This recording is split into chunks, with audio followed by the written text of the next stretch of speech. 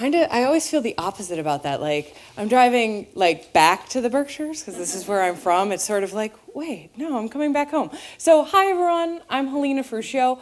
I am the Creative Economy Industry Director for the state of Massachusetts, but previously I ran something called Berkshire Creative Economy Council right here in the Berkshires. So, I am so happy to be back. I am also going to do a quick poll now that we're like warmed up with it. One, how many people make their primary income off of their creative endeavor? How many of you make your secondary income from your creative endeavor?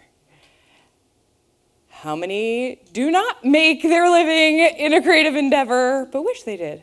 Ooh, tricked you.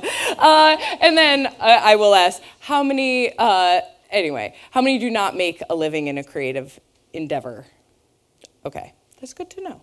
So actually, now I really actually kind of want you to quickly go around the room so I can understand what you do and who's here. I ask you to just peek around and notice there are a lot of people in the room. So if you could kind of keep it brief, your name and what you do very quickly, and we'll start here. I'm Hannah. And I'm a writer and a poet. Beautiful. Oh, pass that microphone along. It'll travel. Great. Okay, my name's Hannah. Yeah, you're good. We can hear you. Okay. And I'm a writer and poet.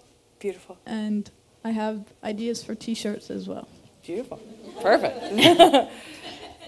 Maybe someone can help. This is also helping you. You should be taking notes and thinking about who you might connect with. Go ahead. My name is Judy, and I work in the field of energy efficiency. Okay. My name is Amelia, and I do healing work focusing on facial rejuvenation. Beautiful. Yeah. Thank you. My name is Melissa McGarity. I work at RBC Wealth Management as a financial advisor. My name is Maya, and I work as a life coach and facilitating circles for social change.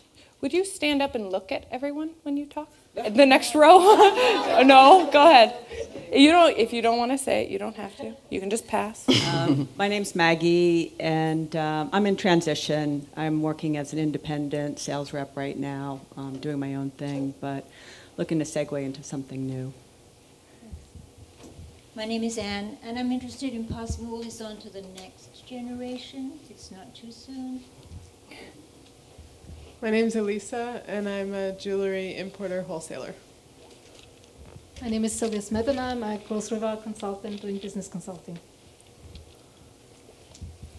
I'm Laura. I work at an environmental retreat center. My name is Serene, and I'm in healthcare, covering the East Coast. My name is Karen. I've been a docent at the Clark, and I'm in transition. My name is Gay. I'm a landscape historian, and I work as a gardener as well. My name is Val, and I'm in the international wine industry. My specialty is brand development. Wait, we'll pass up and then pass back. I'm Laura, and my business is Everyone's Invited. I work with festival producers and help them make their events more accessible to people with disabilities. Very cool. My name is Laura, and I'm a teacher. I'm Abby, and I run a graphic design studio with my husband, T-Square Design. Hi, Abby. My name's Stephanie. I'm in transition. She sometimes works for me. No. My name is Catherine, and I'm an entrepreneur. That's my spirit. I have several little businesses going, whatever. I never put my eggs in one basket. So I have a bookkeeping service. I do taxes. I have a housekeeping service. And I have a new one called Rockwell Property Management. I will go check second homes, see if they're okay during the winter. Hire anybody that, if there's something that needs to be done at the house, I'll take care of that. And so that's it. Great. Catherine. I'm Pooja, and I have a theater company called Rogue Angel. I'm Maddie, and I am a farmer and beginning a small food business. I'm Moira. I'm an administrator at a local historical society and a ceramic artist. Hi, I'm Claudette, and I'm a poet, writer, and program coordinator and co-founder of the Berkshire Festival of Women Writers. Cool. Hi. I work at Bra and Girl in Great Barrington in Pittsfield, and I also have a lingerie blog called Miss Underpinnings. I'm Sarah, and I do private elder care, and I'm also a photographer, and I am working with a group of other carers creating a care cooperative, looking at new ways to make that care accessible in a way that uplifts the value of what we're doing for our elders. I'm Christina, and I'm a massage therapist. I do integrated massage work, oil dispersion baths, and soul journey. Yeah. Hi, my name is Yulia. I work at Grupalo. I'm accountant. My husband and I, we just opened 2 months ago a store, Berkshire Naturals, in Lenox. So t-shirts, graphic designer. My name is Lynette, and my business is Novel Idea Book Purses, and I'm selling them quite successfully this season. Hey. Hi, I'm Jenny Fenig from jennyfenig.com. I'm a marketing and soul coach to gutsy entrepreneurs. I help women birth and grow profitable businesses that they love. Hi, I'm Catherine Payton. My mom always said, give the last name so we can keep track if you can.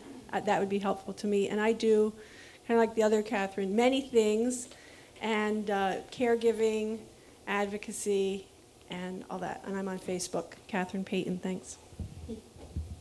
I'm Gretchen Hain, and I work here at the Institute as an executive assistant. Hi, I'm Joe Brockmal.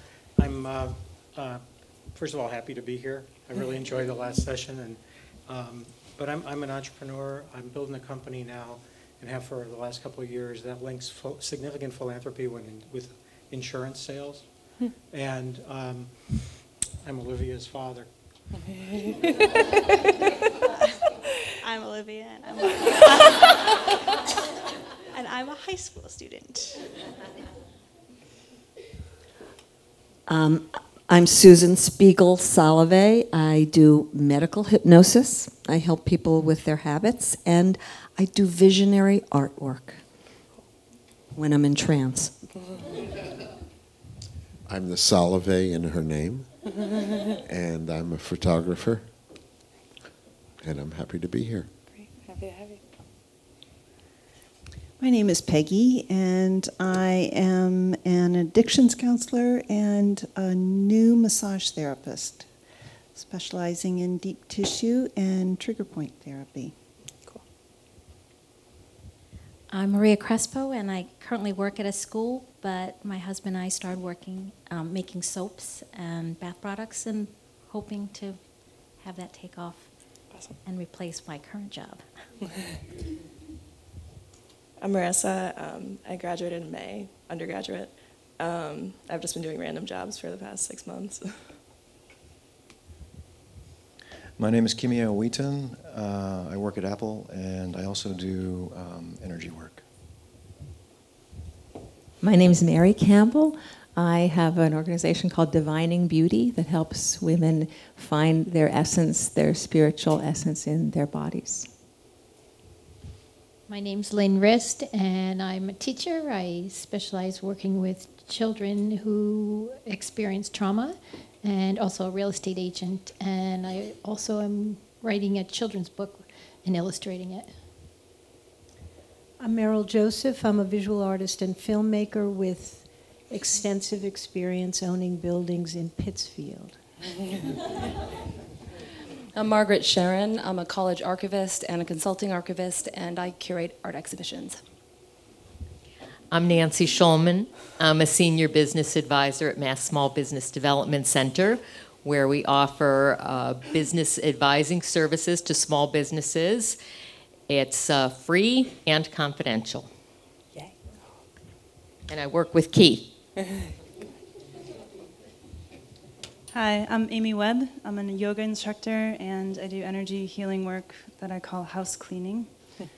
I own and operate Shruti Yoga Center in Great Barrington. It's a community center, experiential education center, yoga center and specializes in coursework for women. Great. So. Hi, I'm Annalisa Rose, and I create innovative leadership development programs, one on women and business and money coming up in February. And I also have a series of paintings that I created and do workshops around. Hebrew letter mandalas.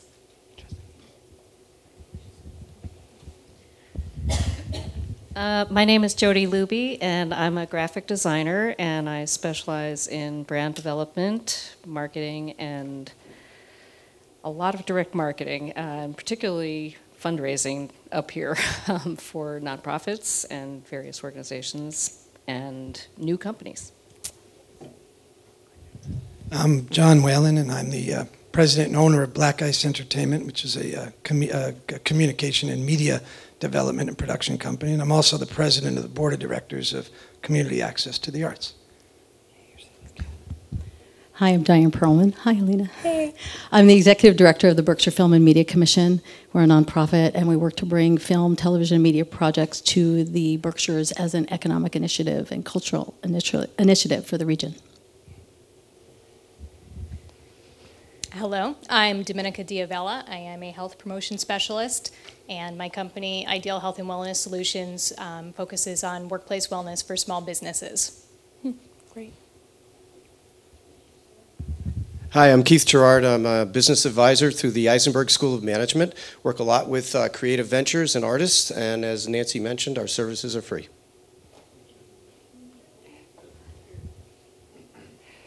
We want everybody. All right. I've already spoken. All right.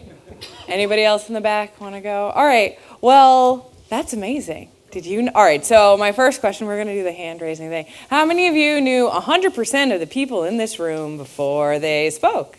How many of you knew 50% of the people in this room before they spoke? All right. One. I just saw one hand. 25%? All right. Come on. So this is network. I mean, this is an opportunity. This is business development. Please, I will give time afterwards. I will speed through this so you can go meet the interesting people in this room. That, for me, is economic development. Come on. This is business development. I love the people who took this as a real opportunity to say, this is what I do. I can help you. You're my target market. You're the people I can help. So this, I think almost any opportunity is one of those opportunities, personal opinion. So I'm going to slam through my presentation, tell you about what I do, tell you about how the creative economy works in the state, some of the things that I find inspiring, and some of the things that I knew nothing about. I ran Berkshire Creative Economy Council for 4.5 years, and I didn't know about this stuff until I got this job with the state. So I figure if I didn't know about it, and I tried to be fairly educated about the support of the creative economy, no one else does either. So in your packets, the second sheet, I put that together because I didn't know about any of this stuff. So most of the stuff in my PowerPoint is on that sheet, so if you want to take note of it, literally that's what the sheet is for, is like for you to put a little star next to things you like, and the web pages are right there. So anyway, with that, we will begin. So usually I say I'm Helena, I'm the Creative Economy Industry Director, and this is the second question that everyone asks. What is the creative economy? Am I supporting creativity in general? And the answer is no. I'm not supporting just creativity in everyone, though I do believe everyone is creative. This is an actual sector within the economy that I am tasked with supporting, though I think that a lot of the things that I'm going to be talking about tonight work for businesses, period. So it will still be relevant, but I do want to explain what I actually do for my day job. So the creative economy, I usually explain that it has 4 parts. The first, the ones that we're most familiar with, are our cultural nonprofits. Oftentimes they are the anchors of our community. We know them well here. You know, the Tanglewoods, the Mahawis, the Masmokas, the Clarks. We all know how important they are to our economy here in the Berkshires and around the state. The second thing paired with these nonprofits are for-profit businesses within the creative industry. Design, film, video games, publishing, advertising and marketing, all of the businesses that derive their value or their competitive advantage by the talent in these businesses. So I put Puma up there. I think that's kind of a large, big example where you may think that they're just in shoes, but it's apparel, it's design. There's so many important facets of that. Many of you have small creative businesses, so these range from 2 people all the way up. The last component is individuals. You can laugh. I thought this was funny. Come on. Individuals working in the creative economy, so artists, actors, writers, poets. Also of note is the creative talent that works for non-creative companies. So let's say a marketing director at a bank. The position is considered part of the creative economy, though the entire institution is not. So basically the creative economy, and I'll get to this point over and over and over again, we sort of infiltrate into so many facets of the economy. The final component is where these entities, individuals, organizations live, work, play. I did this work in the Berkshires, but municipalities, states, nations are really taking up the creative industries as a key component or cluster to develop, to really focus on as an opportunity for growth. And I'll talk a little bit more about that. So the government, I work for the government, which is so funny. So I work for the Secretary of Economic Development, specifically geared to the cluster that I just mentioned. So why we care about this is, first of all, it's over 100,000 jobs in Massachusetts, making it bigger than biotech. Do you want me to say that again? Just in case you didn't hear it. No, so it's over 100,000 jobs. This is a really important cluster within our economy, oftentimes hidden. I know oftentimes you might feel hidden. You are not alone. There's 100,000 positions within the creative economy. And this also, it's really hard to count the creative economy because we aren't a gated community. So this doesn't actually take into account the people who might have a day job and then make art in the evening, because it's really, really difficult to quantify that through census data and things like that. So 100,000 jobs over that on the books, which I think is, I think the impact is much larger than just the job creation. So the second part of this is a lot of people are making items that are being exported. This is a big, in the flat world that we live in, oftentimes our goods, our services, they're going outside of our borders. That's really important. Obviously, the employment opportunities I mentioned. Also, how capital intense they are. A lot of times, the value of the creative economy company is not in the machines or in the infrastructure that you're building to make a certain product. It's in the creative talent in the room. It's in your brains. It's in your ability to create and innovate and make connections that people haven't made before, which makes it so entirely interesting. And also, we hear a lot about the innovation economy. It is a key component, and oftentimes giving a competitive advantage to that component of our economy. So, whenever you see the creative economy, you always see this. You see sort of like the bubbles overlapping with the bubble. So it's, again, the non-gated community. So for example, if you drive up to Pittsfield and you walk around Interprint, yes, they have these. So they do, for those of you who don't know, laminate flooring and countertops. So when you walk in, there's these humongous printing. So they make the paper, they actually print the designs, the woods, whatever the design is, they're printing it up in Pittsfield, so many of them. But you walk through and their design team is there, sourcing designs all the time. And that's where their competitive advantage is. They see that right wood that can turn into the perfect laminate that will work, on floors all across America. So the design teams are oftentimes giving these manufacturers what they're making, that competitive advantage. Also, hospitality and tourism, we know that that's a really important part of our economy in the Berkshires as it is across the state. But what are they going to see? The Tanglewoods, the Massamokas, the Mahawis, that's what they're doing. Obviously, there's also sort of the ecotourism side of this, but a lot of times the creative economy is a core asset within this hospitality and tourism industry that we talk a lot about. Art and technology. Take out your smartphone. Tell me that that is an important part of that. I work with a lot of video game companies, and it's technology and it's art. Those are the two departments. That's the important part, is the merging of those two. So again, we infiltrate into so many facets of our economy. So the final thing that I'll say about why we value the creative economy is what I call the Richard Florida aspect of the creative economy. He calls the creative class, obviously, but having a community that is inviting to live, work, and play, that has this base of creative talent, that is there invested in working.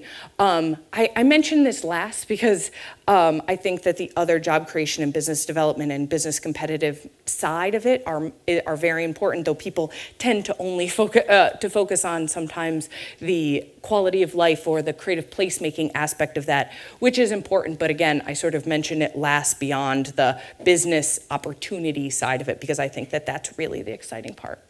Okay, so I just want to talk about a few of the statewide things that we're talking about, and then I'm going to drill down into things that really will work and focus on you. So the creative industries, so a few of the things that we're working on: entertainment-based, design, advertising and marketing. So I'm just going to start with digital games. So I've talked a lot about that, or a little bit, I've mentioned it a few times. So we have the 4th largest cluster in the United States of digital games. I don't know if people know that.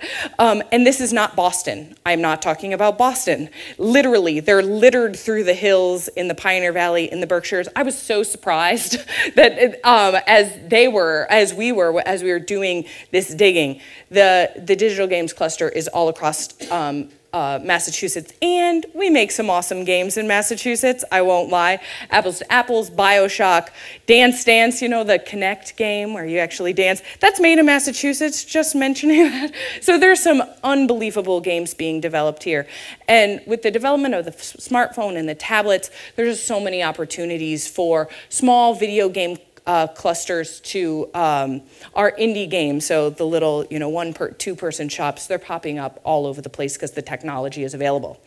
We also have the education system, and a lot of times in Massachusetts, that's how our industries grow up. We have all of these colleges that have specific video game degrees that you can get.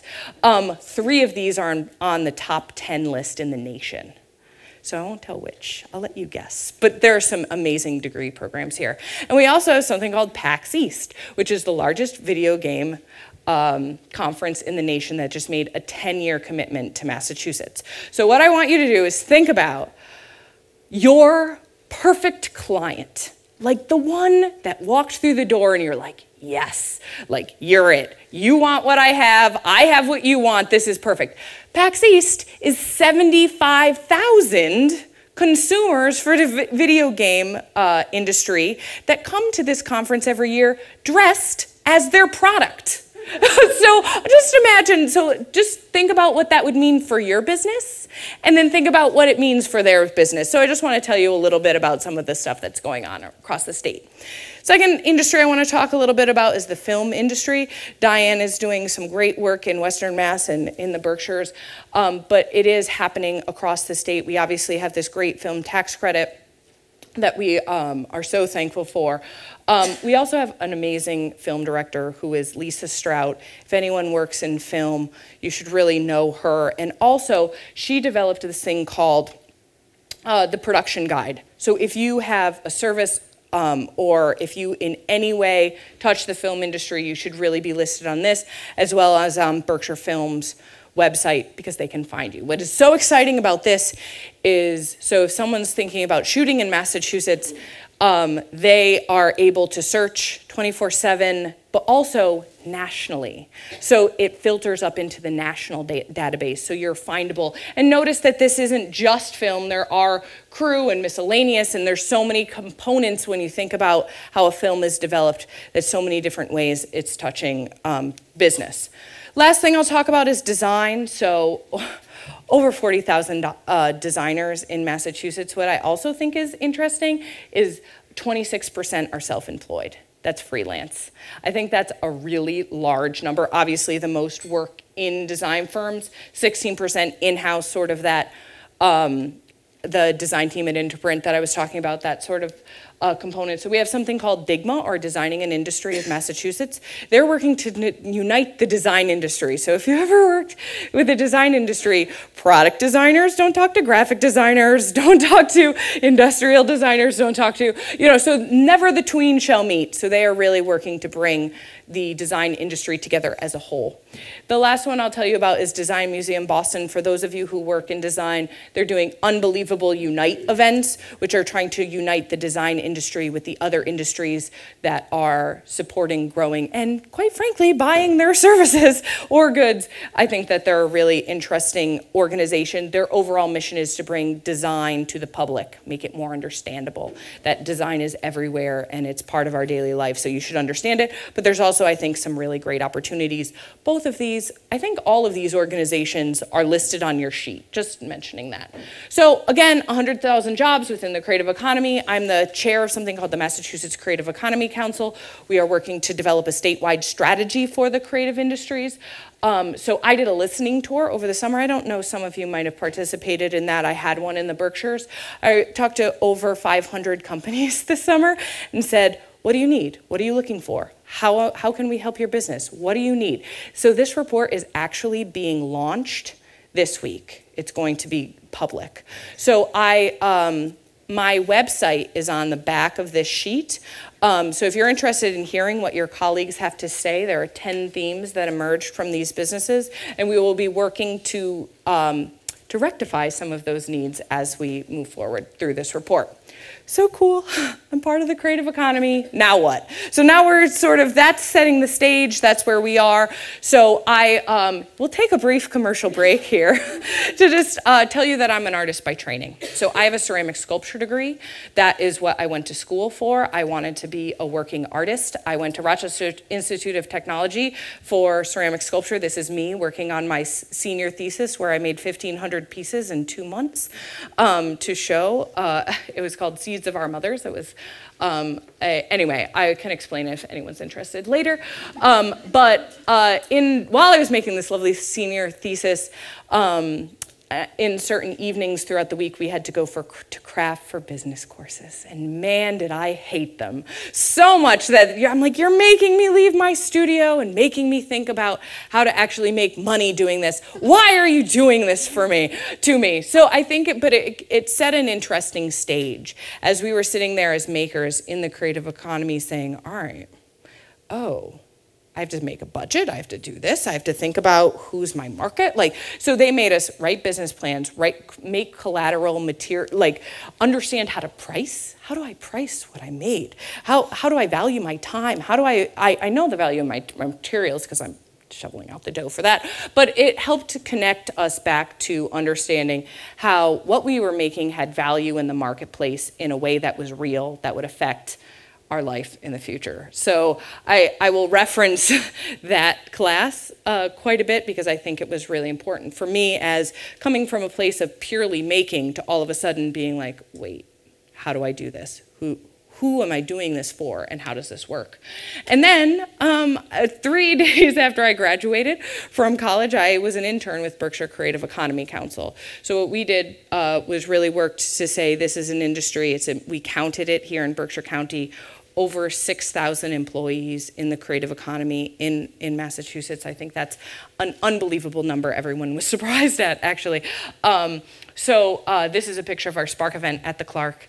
But at the same time, I think that it's important that the creative industry know who each other are, that you work. I think I always do this introduction where you should know who's sitting next to you, and oftentimes we don't. And we might feel as if I'm alone or there's no opportunity here, and then you come to an event like this and all of a sudden you're like, wait, there's actually people here. There's a lot of opportunity. So I think that that's what Berkshire Creative did more than anything else, was let the creative economy know that they weren't alone and that there is opportunity here. It's also really hot.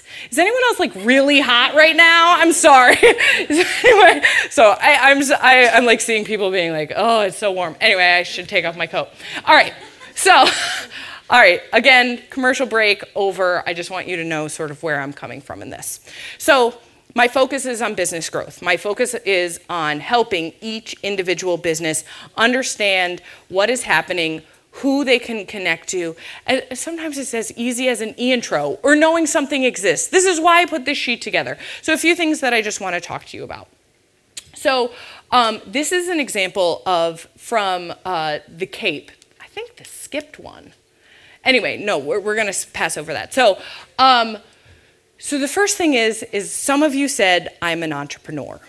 I thought that was really an interesting way of thinking of it. And I loved the people who were sitting here being like, well, I do this, and I do this, and I do this, and I this, because you understand that there's a market there. And there's a need, and you're willing to fulfill it. I think that that's sort of entrepreneurship at its core, is understanding the market, understanding the need, and then fulfilling it, and understanding who that market might be. I think that there's a lot of opportunity in Massachusetts that people don't know about. So there's a startup culture that I had absolutely no idea that the support system is there. So I listed a few. Innovation nights, the first one on your list under the creative economy, monthly. They are launching products to the public. If you have a product, service, or business, this is a monthly platform that you should really know about and consider presenting at. They are always looking for presenters. They are always looking for businesses. I didn't know they existed, did you? I don't think so. So this is a great opportunity. They have a really big following, both, it's very social media based, but I think it's a great opportunity. There's something called Venture Cafe in Cambridge, every single Thursday for free. People and innovators and entrepreneurs come together every single week. The opportunities there for the creative economy are endless. Endless. Literally, there's people from all over the world coming to Cambridge for MIT, for Harvard, and they're going to these events. I think there's a real opportunity here. The Mass Challenge for... What was the name of the one you just talked about? Venture Cafe. Venture Cafe. Yep. It's the logo at the bottom. Okay. The last thing I'll tell you about is the Mass Challenge, which is an accelerator program for those of you who have growth businesses. So businesses you think have a larger market, have a lot larger application. They are literally set up to give you the mentors, the expertise, the VC funding that you might need. I think that it's also something they're looking to do a Mass Challenge West. So I will also say I've been talking a little bit about Boston, but right next door, there's something called Valley Venture Mentors. Less than an hour away, friends. It's a great opportunity. Diane, you're in the program right now. If you have questions about it, you should definitely talk to her. That is not on the list because that's site specific, so I tried to keep these to the statewide things. Valley Venture Mentors.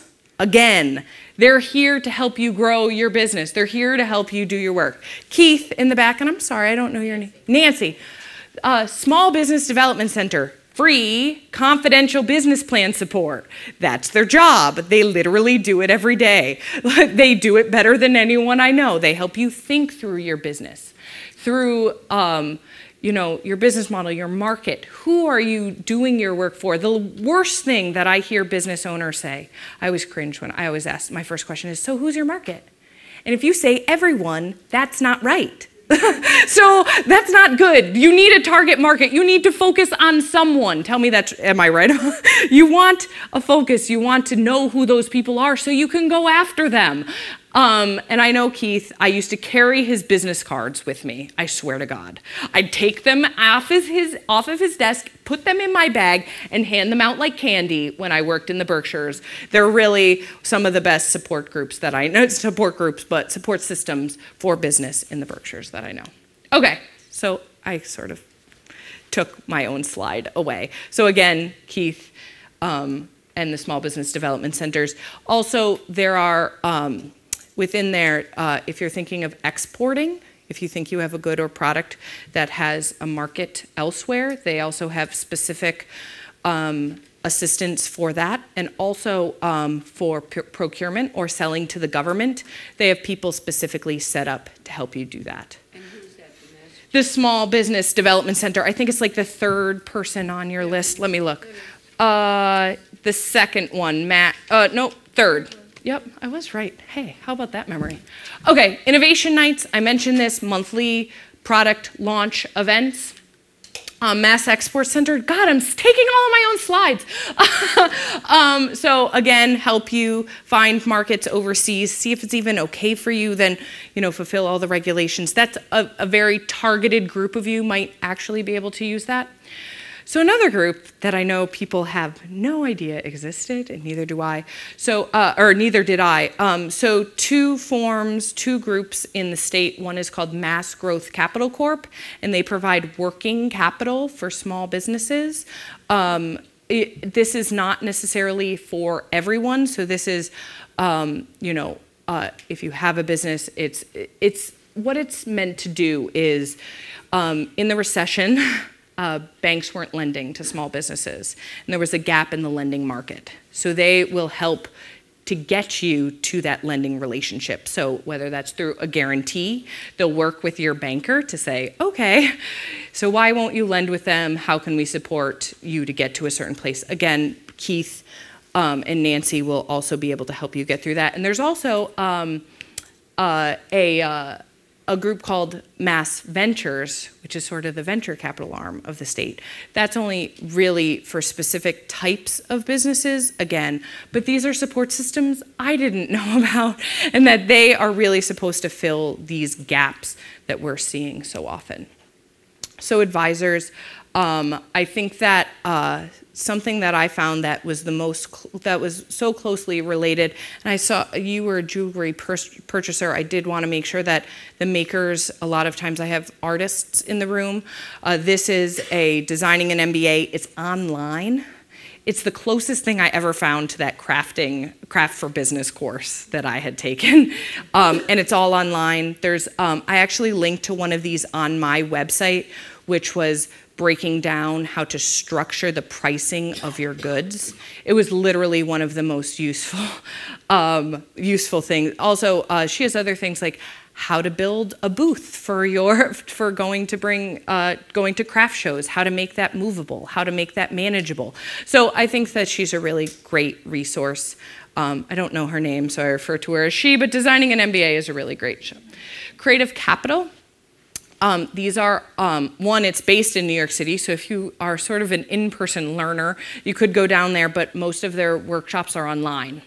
So again, this is structuring your finances for artists, understanding your market for artists. This is, such an unbelievable opportunity for people to really understand and work on their finances.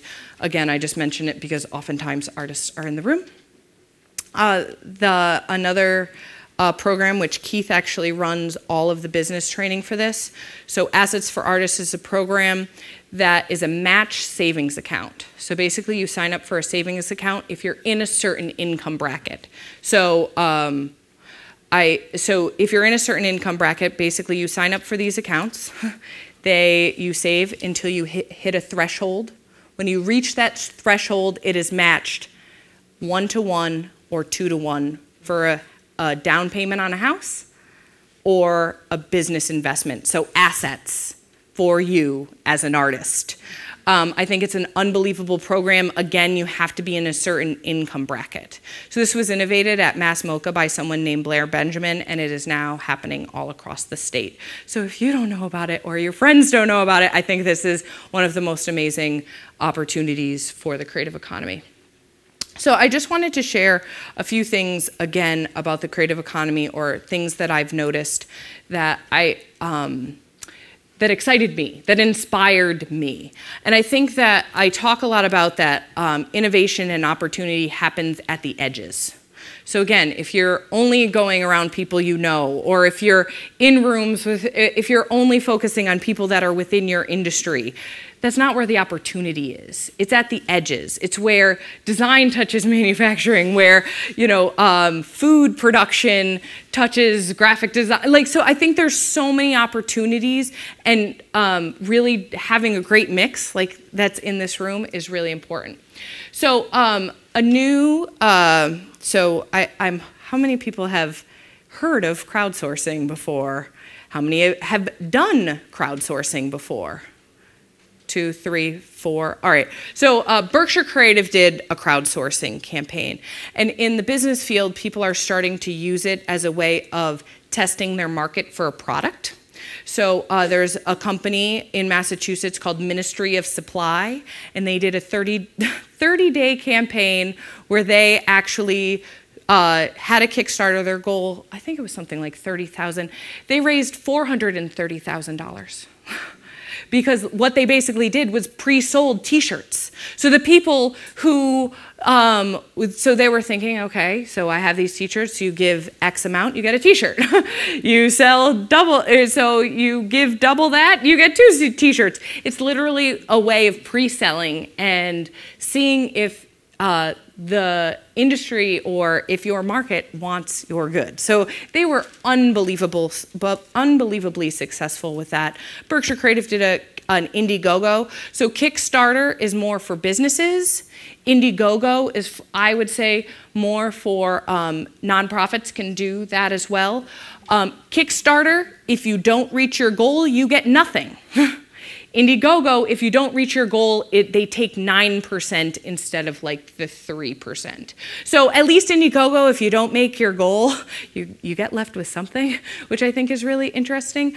So I just mention this because I think that there's a lot of opportunity for businesses to think about, how can I use this for my business? You know, we think about it a lot for like community projects. There was a gentleman who funded the first round or the start of his small independent documentary through an Indiegogo campaign. You know, I just mention it because sometimes people think, oh, that's not for me, but it is, and it works. It's based off of your networks. And it's also great to have a goal, 30 days, 60 days, a very visible, like, okay, I'm going to make this happen. I'm going to have this work. I think there's some best practices with that too. But again, a few crowdsourcing options, yes? You said Kickstarter was more for businesses and Indiegogo was more for... So nonprofits can't use Kickstarter. Okay. They are not allowed to. But for-profits can use Indiegogo. So I usually equate one... Kickstarter, I generally equate more closely with business. Does that make sense? But again, it's an assessment, your personal assessment of, am I willing to take the risk with Kickstarter that I won't reach my goal? Because then you don't get anything. But Indiegogo, they would just charge you more. So making a good goal on crowdsourcing is really important. So I also just want to, yes? What is, I don't understand what crowdsourcing is. So, basically, what you do is you put up a goal, $10,000, $5,000, whatever your goal is. And so instead of trying to find one investor, that one angel that gets what you're doing and is going to give you $10,000, you say, okay, you can give me $25, you can give me $50, you can give me $100, you can give me $500. And this site hosts it for you. And basically what you do is you send it to every person you know. Social media, emails. When we did it with Berkshire Creative, we literally, like every board member, every person who was involved in what we were doing was sending letters and notes and emails and Facebooking it. And, you know, so basically trying to get your crowd, whatever that might be, to invest in what you're doing one piece at a time. So the crowd funds you instead of that one. You might have one larger donor or supporter that you know in the back of your mind will give to this, or you set up in the beginning that will give to this, but it's a very visible public way for you to raise capital for a project for your business, or how businesses are using it, like this Ministry of Supply is actually selling the good or testing the good that they're doing it. I suggest just go poking around. There's also, I give to these things all the time. I really shouldn't give to them as much as I do, but they're so exciting. It's like, ooh, look at their goal. Like, let's really get them somewhere.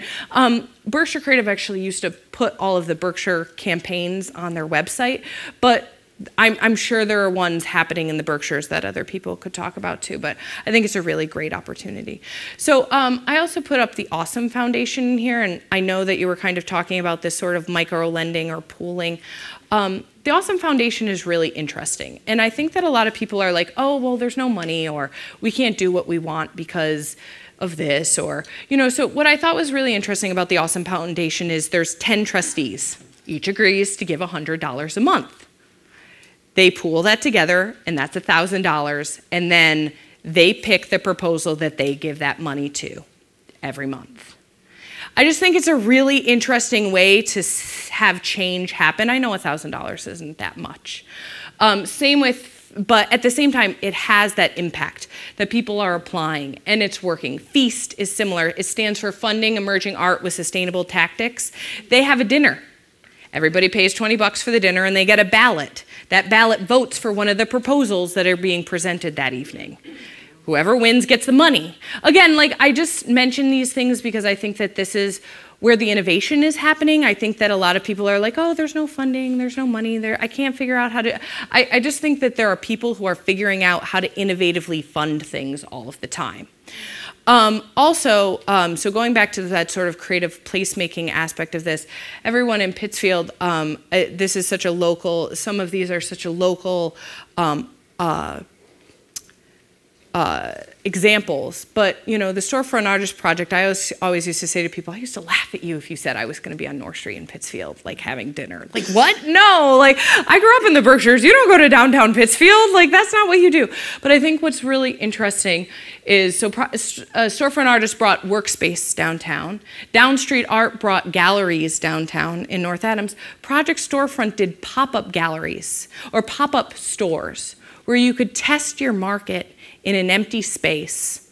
So they'd give you 60 days and you would test your market in retail. I just think that they're really interesting models that are happening. A few co-working spaces. Anyone working collaboratively or working in co-working spaces here? I think that there's a real opportunity in this. We did some research in the Berkshires when I was working here. There was a list of people who were really interested in it, but no one could figure out how or where, or how it worked. I think being with like-minded people, that there's a lot of opportunity, whether that's on, you know, maybe it's these groups that you're forming, maybe it doesn't have to be a place. Artisans Asylum, literally, it's workspace. So they have a whole woodworking studio, an entire welding facility, a robotics, a 3D printer, and people have night and weekend or a studio there. I just think that there's so many opportunities. People are also in the Pioneer Valley looking to develop some of these things. I know we want to be Berkshire focused. I wanted to be Berkshire focused only when I was here. There's so much opportunity out there. There's so much opportunity here too, even if we just go up and down the county. You know, I remember people being like, people are from North Adams, or I'd never been to downtown Great Barrington ever until my job. Like, when would I would go to that? You know, we went to Williamstown. Like, why would I, you know? So I just think it's really interesting how people stay in their own habitual circles all of the time. So again, some collaborations which I think are interesting. So Fringe is a co-working space. So this is just another example of sort of at the edges of where people come together. So a mason jar turned into a to-go cup. This was innovated at Fringe because they had a product developer there. The illustrator developed the packaging. The letterpress person or the printer actually prints the packaging. And then the web developer was right down the stair, right down the hall. I just think that, again, getting creative minds together to work on certain products, they are selling these around the nation now. Their business wasn't together, but there are synergies. I bet you there could be synergies in 10 different places in this room. Interprint in Hancock Shaker Village. So this is, again, a classic Berkshire example where they're right across the hall or the street from each other. You know, they meet at a Berkshire Creative meeting, and Interprint is now printing Shaker-inspired flooring.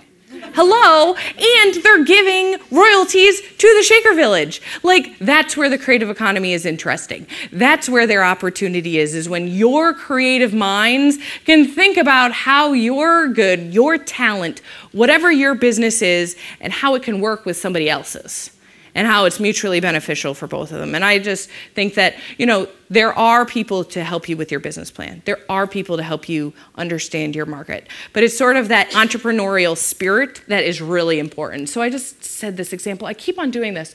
So Berkshire Creative is still here. It still exists. It needs your help. Without the help of the industry, it doesn't exist. I believe very strongly in cluster development, and in the support it is driven by the people in the industry. So if you're not calling for it, it won't exist. I believe in that very strongly. You need to be involved. It needs to be what you need it to be, or it won't be there. It won't be. So I think that in some ways Berkshire Creative helps so many people in this room. I'm just sort of looking around at some of these familiar places. I still think there's a place for that, and I'm wondering your thoughts, and we're going to get to questions in a moment. So again, I think it's up to you. I think I tried to talk a lot about entrepreneurial opportunity and spirit, and I think that there's so many opportunities in this room that don't include me, but include all of you, which is again why I had you introduce yourselves. But I will open it up to questions. Again, there's so many more resources that I just couldn't get to that are literally sitting on that sheet in front of you, and I'm happy to answer any questions. This is my contact information. It's also on the flip back side of those sheets that you will be taking home with you. And that's it for now.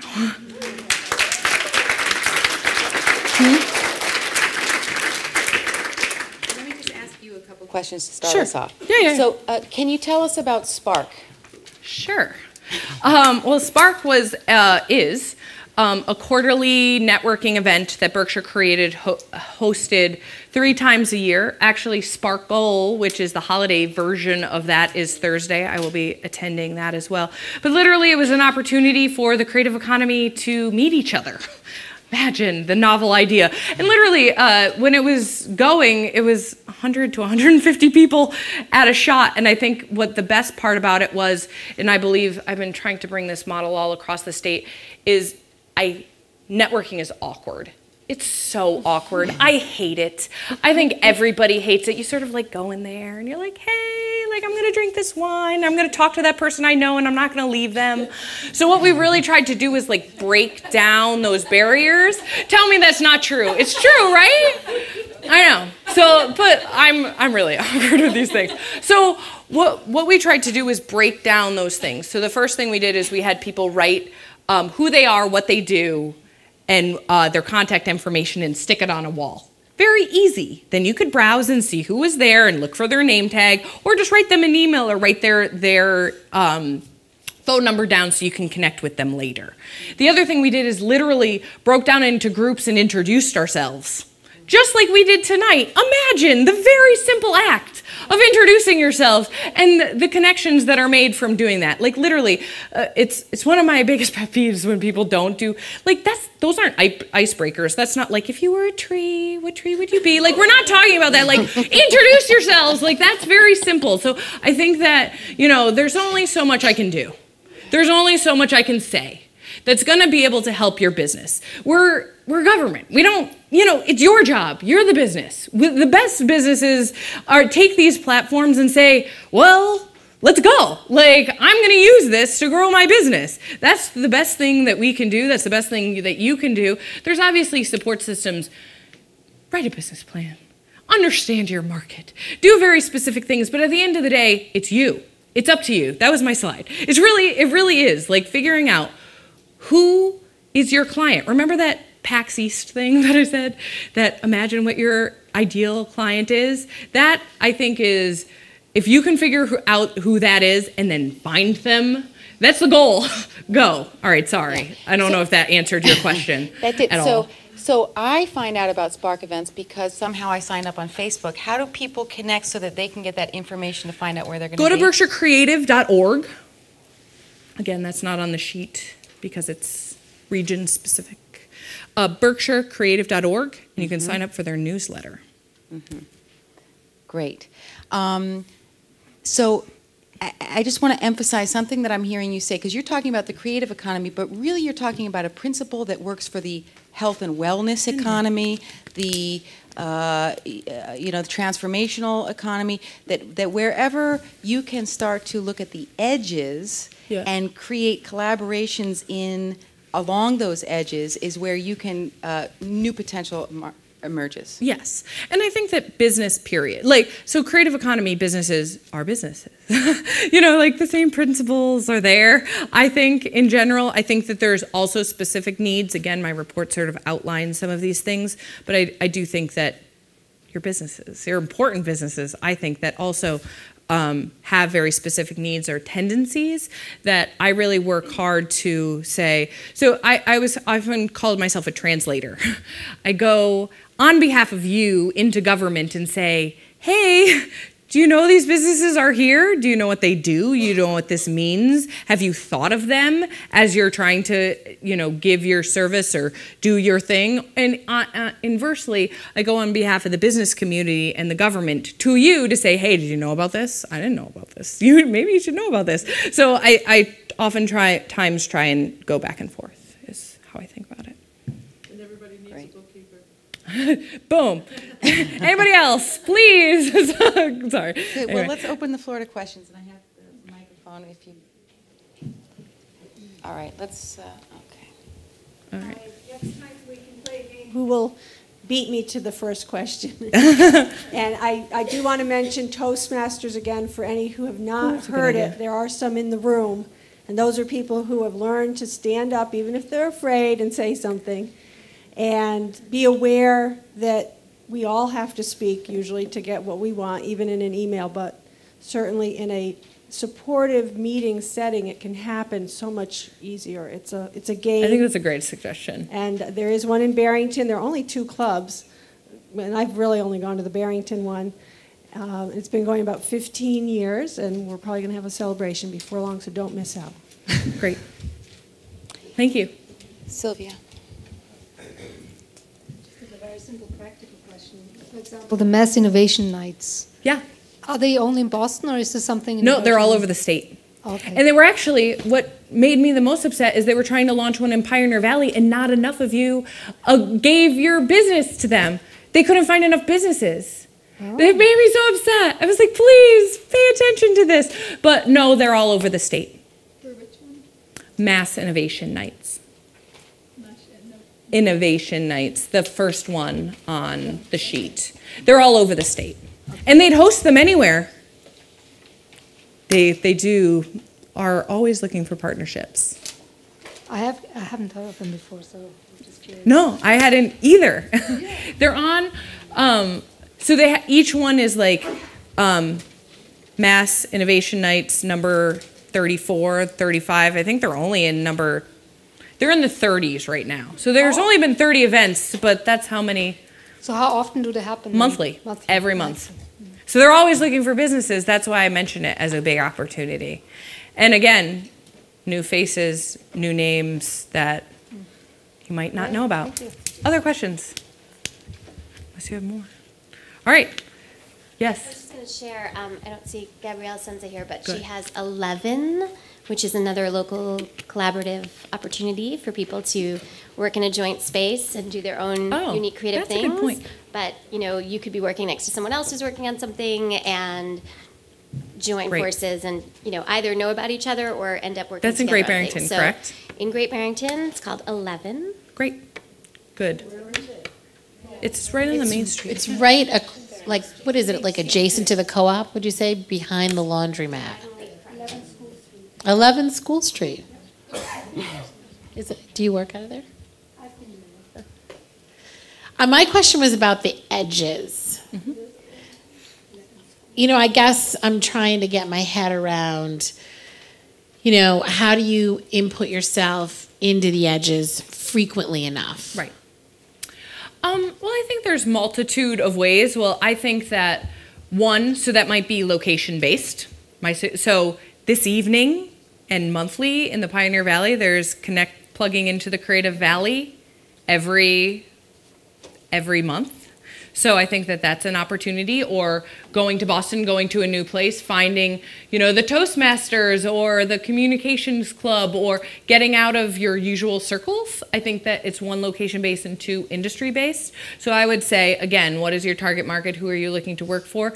I'm sure, one, there's an industry association, some sort of meetup, some sort of group that you might be able to connect with, and or on an individual basis, literally thinking about who you might meet with, who you might work with. You know, your radio show, I know that's not how you introduced yourself, but in some ways, you're a great platform, again, for people to think about, okay, how am I getting myself, my business, my work in front of the right people? You might not be a platform that would really work for, but again, you know, I hate to say it, but chambers. You know, I know a lot of people don't, creative economy companies don't join chambers, but I think there's a lot of opportunity there too when, you know, they have networking events almost every week. You know, so I think that there's different ways, and I would say the answer would be different based on what the business was. So my answer is always different depending on what you do. Helena, I'd just like to also comment about that, because I think what you're talking about is really starting to think out of the box and being very creative about where you're creating collaborations and relationships. And even this series is a wonderful example of creating relationships at the edge, which is a life coaching, transformational women's empowerment bent. So meeting up with AIER, which is a very traditional, groundbreaking, solid financial institution, research institution, and the fact that we could come together and go, wow, oh, let's join forces becomes this is the result of that. So that there's that, where can we start to think, oh God, I would have never related to those people over there, but if I do and go and create a relationship, how do we create a win-win and everybody flourishes from that? I'd actually love to hear from Keith too. I hate to put you on the spot, but in some ways you work with businesses so often. I'm interested in knowing, you know, what is your advice, or what do you find most often that you have to suggest to people, or, you know, I just feel like you're my go-to on this. Just in general, are you speaking about? Yeah, or what do you think is the number or the top three things, or, you know? Where is there opportunity? That's how It's the first question, is like, where do you see its opportunity? It may be in the fringe, it may be in the middle, maybe, but where is opportunity? Your point about focus, I often say, you know, what's the 3 success factors in real estate? Location, location, location. Small business, it's focus, focus, focus. Yeah. And that's sort of counterintuitive, but it's the truth. Because you have limited amount of resources, very limited amount of resources. How do you want to apply those resources for maximum benefit? So those would be two general things. I knew you'd go there. Great. Other questions? I wanted to share that we're fortunate to have our Berkshire Times. You want to raise your hand if you've heard of it? And Kathy Regan's very innovative. She has the free Berkshire calendar listing, so if you have an event, small or large, you can just put it on tonight, you know. And she's looking for people to write. There's no pay, but there's exposure, and you can even get your photo in there. So and of course you can take ad space too. So there are some people trying, and it's from now northwestern Connecticut, which I happen to be from, and I'm honored to be among you Massachusetts people, all the way up to Vermont. So she's thinking out of the box, and I think we should all, you know, think tri-corner, multi-state. Great. I'd like to make a suggestion, depending on what your business is, to really consider leveraging the internet. And, you know, I moved here from New York City over 2 years ago, and I brought my business with me. And since I've come here, my business has grown. From last year to this year, we had a quadruple growth rate, which is amazing. And I do most of my business online. I love local clients, and I love being here around such creative people. But I want to encourage you, if you're not really savvy online, to get savvy. And there's wonderful groups that you can join. I'm in a number myself, and I lead them for my clients as well. And I have clients all over. I have sales coming in from Australia, which just blows me away. I'm like, wow. So the internet is, to me, such an opportunity, especially being in what I call the cultured country of the Berkshires. You don't only have to do business here. It's a great place to do business, but it's not the only place.